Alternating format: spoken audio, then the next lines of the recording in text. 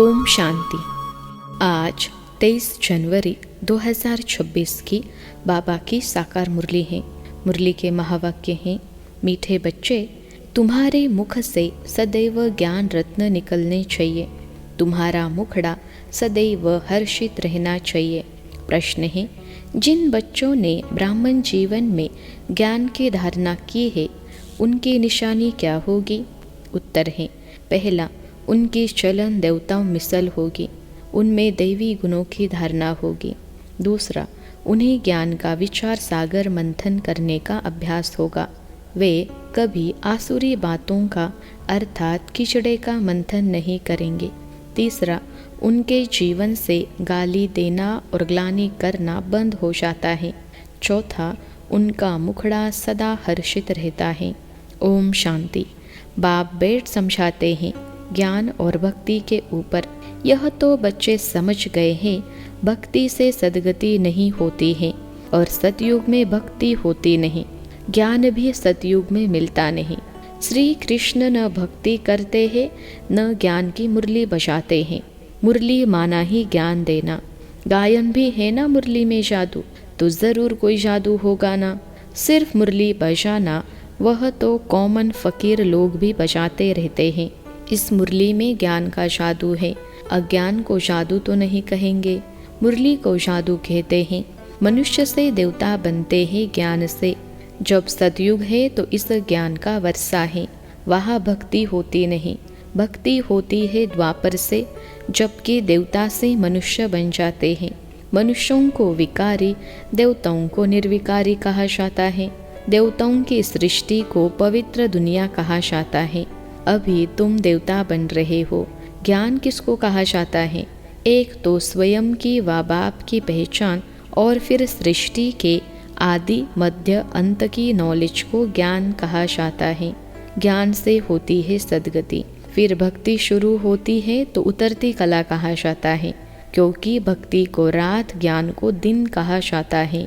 यह तो कोई की भी बुद्धि में बैठ सकता है, परंतु दैवी गुण धारण नहीं करते हैं। दैवी गुण हो तो समझा जाए ज्ञान की धारणा है। ज्ञान की धारणा वालों की चलन देवता मिसल होती है। कम धारणा वाले की चलन मिक्स रहती है। धारणा नहीं तो गोया वह बच्चे ही नहीं। मनुष्य बाप की कितनी ग्लानि करते हैं। ब्राह्मण कुल में आते हैं तो गाली देना, ग्लानि करना बंद हो जाता है। तुमको ज्ञान मिलता है, उस पर अपना विचार सागर मंथन करने से अमृत मिलेगा।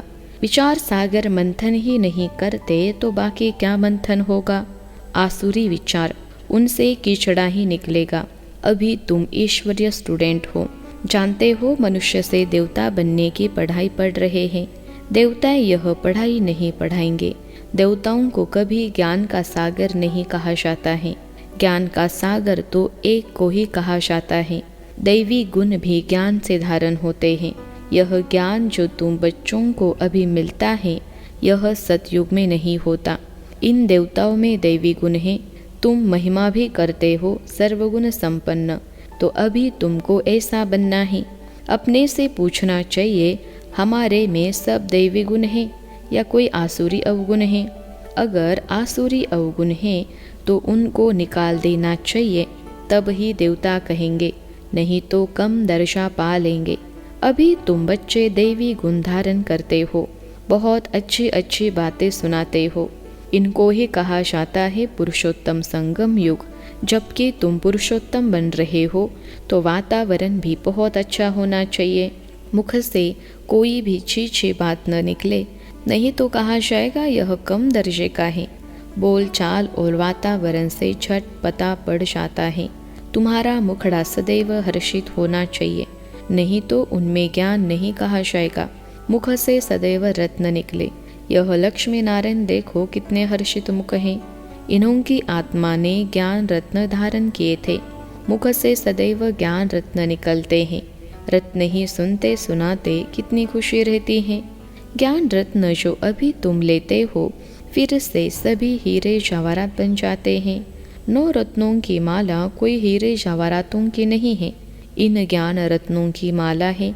मनुष्य लोग फिर वह रत्न समझ अंगूठियाँ आदि पहन लेते हैं। इन ज्ञान रत्नों की माला पुरुषोत्तम संगम युग पर पड़ती है। यह रत्न ही तुमको भविष्य 21 जन्मों के लिए माला माल बनाते हैं। इनको कोई लूट न सके। यहाँ तुम यह हीरे जवाहरात पहनो तो झट कोई लूट ले जाए। तो अपने को बहुत बहुत समझदार बनाना है। आसुरी अवगुणों को निकालना है। आसुरी अवगुणों से शक्ल ही ऐसी हो जाती है। क्रोध में लाल लाल तांबे जैसी शक्ल हो जाती है। काम विकार वाले तो काले बन जाते हैं। तो बच्चों को हर बात में विचार सागर मंथन करना चाहिए। यह पढ़ाई है ही बहुत धन पाने की। वह पढ़ाई कोई रत्न थोड़े ही है। हाँ, नॉलेज पढ़कर बड़ा पोजीशन पा लेते हैं तो पढ़ाई काम आई, न कि पैसा। पढ़ाई ही धन है। वह है हद का धन, फिर यह है बेहद का धन, है दोनों पढ़ाई। अभी तुम समझते हो बाप हमको पढ़ाकर विश्व का मालिक बना देते हैं। वह अल्पकाल क्षण भंगुर की पढ़ाई है, एक जन्म के लिए। फिर दूसरे जन्म में नए सिर पढ़ना पड़े। वहाँ धन के लिए पढ़ाई की दरकार नहीं। वहाँ तो अभी के पुरुषार्थ से अकिचार यानी अथाह धन मिल जाता है। धन अविनाशी बन जाता है। देवताओं के पास धन बहुत था, फिर जब भक्ति मार्ग अर्थात रावण राज्य में आए तो कितना धन था, कितने मंदिर बनाए हुए हैं। फिर आकर मुसलमानों आदि ने धन लूटा, कितने धनवान थे। आज की पढ़ाई से इतना धनवान कोई बन नहीं सकेंगे। तुम अभी जानते हो हम इतनी ऊंची पढ़ाई पढ़ते हैं जिससे यह देवी देवता बनते हैं। तो पढ़ाई से देखो मनुष्य क्या बन जाते हैं। गरीब से साहूकार। अभी भारत भी कितना गरीब है। साहूकारों को तो फुर्सत ही नहीं है। अपना अहंकार रहता है मैं फलाना हूँ, इसमें अहंकार आदि मिट जाना चाहिए। हम आत्मा हैं। आत्मा के पास तो धन दौलत हीरे जवाहरात आदि कुछ भी नहीं है। बाप भी कहते हैं देह सहित सब संबंधों छोड़ो। आत्मा शरीर छोड़ती है तो साहूकारी आदि सब खत्म हो जाती है। जब नए सिर पढ़कर फिर धन कमावे या तो दान पुण्य अच्छा किया हो तो साहूकार के घर जन्म लेंगे। कहते हैं ना पास्ट के कर्मों का फल है। नॉलेज का दान किया होगा व कॉलेज धर्मशाला आदि बनाई है तो उसका फल मिलता है, परंतु अल्पकाल के लिए। यह दान पुण्य भी यहाँ किया जाता है, सतयुग में नहीं किया जाता है। सतयुग में अच्छे ही कर्म होते हैं क्योंकि अभी का वर्षा मिला हुआ है।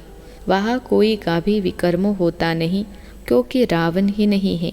गरीबों का भी विकर्म नहीं बनेगा।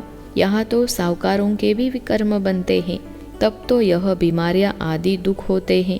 वहाँ विकार में जाते ही नहीं तो विकर्म कैसे बनेंगे। सारा मदार है कर्मों पर। यह माया रावण का राज्य है जो मनुष्य विकारी बन जाते हैं। बाप आकर पढ़ाते हैं निर्विकारी बनाने लिए। बाप निर्विकारी बनाते हैं, माया फिर विकारी बना देती है। रामवंशी और रावण वंशी की युद्ध चलती हैं। तुम बाप के बच्चे हो, वह रावण के बच्चे हैं। कितने अच्छे अच्छे बच्चे माया से हार खा लेते हैं। माया बड़ी प्रबल है, फिर भी उम्मीद रखते हैं। अधम से अधम यानी बिल्कुल पतित का भी उद्धार करना होता है ना। बाप को तो सारे विश्व का उद्धार करना होता है। बहुत गिरते हैं, एकदम चट खाते में अधम से अधम बन जाते हैं। ऐसे का भी बाप उद्धार करते हैं। अधम तो सब है रावण राज्य में, परंतु बाप बचाते हैं। फिर भी गिरते रहते हैं तो बहुत अधम बन जाते हैं। उनका फिर इतना चढ़ना नहीं होता है। वह अधमपना अंदर खाता रहता है। जैसे तुम कहते हो अंतकाल जो, उनकी बुद्धि में वह अधमपना ही आता रहेगा। तो बाप बेट बच्चों को समझाते हैं, कल्प कल्प तुम ही देवता बनते हो। जानवर बनेंगे क्या, मनुष्य ही बनते हैं और समझते हैं। इन लक्ष्मी नारायण को भी नाक कान आदि है, मनुष्य है ना, परंतु दैवी गुणों वाले हैं, इसलिए इनको देवता कहा जाता है। यह ऐसा सुंदर देवता कैसे बनते हैं, फिर कैसे गिरते हैं, इस चक्र का तुमको मालूम पड़ गया है। जो विचार सागर मंथन करते होंगे उनको धारणा भी अच्छी होगी। विचार सागर मंथन ही नहीं करते तो बुद्धू बन पड़ते। मुरली चलाने वाले का विचार सागर मंथन चलता रहेगा। इस टॉपिक पर यह समझाना है। ऑटोमेटिकली विचार सागर मंथन चलता है। फलाने आने वाले हैं, उन्हों को भी उल्लास से समझाएंगे। हो सकता है कुछ समझ जाए, भाग्य पर है। कोई झट निश्चय करेंगे, कोई नहीं करेंगे। उम्मीद रखी जाती है, अभी नहीं तो आगे चलकर समझेंगे ज़रूर। उम्मीद रखनी चाहिए ना। उम्मीद रखना माना सर्विस का शौक है। थकना नहीं है। भल कोई पढ़कर फिर अधम बना है, आता है तो ज़रूर उनको विजिटिंग रूम में बिठाएंगे। वह कहेंगे चले जाओ। ज़रूर पूछेंगे इतने दिन क्यों नहीं आए, कहेंगे माया से हार खा ली। ऐसे ढेर आते हैं, समझते हैं ज्ञान बहुत अच्छा था परंतु माया ने हरा दिया। स्मृति तो रहती है ना। भक्ति में तो हारने और जीतने की बात ही नहीं रहती। यह नॉलेज धारण करने की है। अभी तुम बाप द्वारा सच्ची गीता सुनते हो, जिससे देवता बन जाते। बिगर ब्राह्मण बने देवता बन नहीं सकते। क्रिश्चियन, पारसी, मुसलमानों में ब्राह्मण होते ही नहीं। यह सब बातें अभी तुम समझते हो। तुम जानते हो अल्फ को याद करना है। अल्फ को याद करने से ही बादशाही मिलती है। जब भी तुमको कोई मिले बोलो अल्फ अल्लाह को याद करो। अल्फ को ही ऊंच कहा जाता है। अंगुली से अल्फ का इशारा करते हैं ना। अल्फ को एक भी कहा जाता है। एक ही भगवान है, बाकी तो सब है बच्चे। बाप तो सदैव अल्फ ही रहते हैं, बादशाही करते नहीं। ज्ञान भी देते, अपना बच्चा भी बनाते हैं, तो बच्चों को कितनी खुशी में रहना चाहिए। बाबा हमारी कितनी सेवा करते हैं, हमको विश्व का मालिक बनाते हैं, फिर खुद उस नई पवित्र दुनिया में आते ही नहीं। पावन दुनिया में उनको कोई बुलाते ही नहीं, पतित ही बुलाते हैं। पावन दुनिया में क्या आकर करेंगे, उनका नाम ही है पतित पावन। तो पुरानी दुनिया को नया बनाने की उनकी ड्यूटी है। बाप का नाम है शु और सालिग्राम बच्चों को कहा जाता है, उनकी पूजा होती है। शु बाबा के है सब याद करते हैं। दूसरा ब्रह्मा को भी बाबा कहते हैं। प्रजापिता ब्रह्मा कहते तो बहुत हैं, परंतु उनको यथार्थ रीति जानते नहीं हैं। ब्रह्मा किसका बच्चा है? तुम कहेंगे परमपिता परमात्मा शिव ने उनको अडॉप्ट किया है। यह तो शरीरधारी है ना। ईश्वर की औलाद सब आत्माएं हैं। सब आत्माओं को अपना अपना शरीर है, अपना अपना पार्ट मिला है जो बजाना ही है। यह परंपरा से चला आता है। अनादि अर्थात उनका आदि मध्य अंत नहीं। मनुष्य सुनते हैं एंड होती है तो फिर मूझते हैं कि फिर बनेंगे कैसे। बाप समझाते हैं यह अनादि है, कब बने हैं यह पूछने का नहीं रहता। प्रलय होती ही नहीं, यह भी कपोड़ा लगा दिया है। थोड़े मनुष्य हो जाते हैं इसलिए कहा जाता है जैसे प्रलय हो गई। बाबा में जो ज्ञान है वह अभी ही इमर्ज होता है। इसके लिए ही कहते हैं सारा सागर स्याही यानी मस बनाओ तो भी पूरा नहीं होगा। अच्छा, मीठे मीठे सिखलते बच्चों प्रति माता पिता बाप दादा का याद प्यार और गुड मॉर्निंग। रूहानी बाप के रूहानी बच्चों को नमस्ते। हम रूहानी बच्चों के सिखलते रूहानी माता पिता बाप दादा को याद प्यार, गुड मॉर्निंग और नमस्ते बाबा नमस्ते। धारणा के लिए मुख्य सार। पहली पॉइंट है अपने हर्षित मुख मुखड़े से बाप का नाम बाला करना है। ज्ञान रत्न ही सुनने और सुनाने हैं। गले में ज्ञान रत्नों की माला पड़ी रहे। आसुरी अवगुणों को निकाल देना है।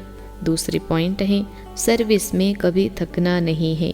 उम्मीद रख शौक से सर्विस करनी है।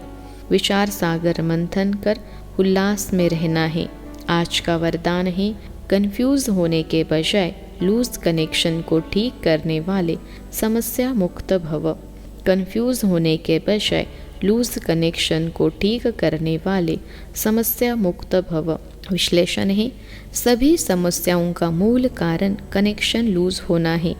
सिर्फ कनेक्शन को ठीक कर दो तो सर्व शक्तियाँ आपके आगे घूमेंगी। यदि कनेक्शन जोड़ने में 1-2 मिनट लग भी जाते हैं तो हिम्मत हार कर कन्फ्यूज न हो जाओ।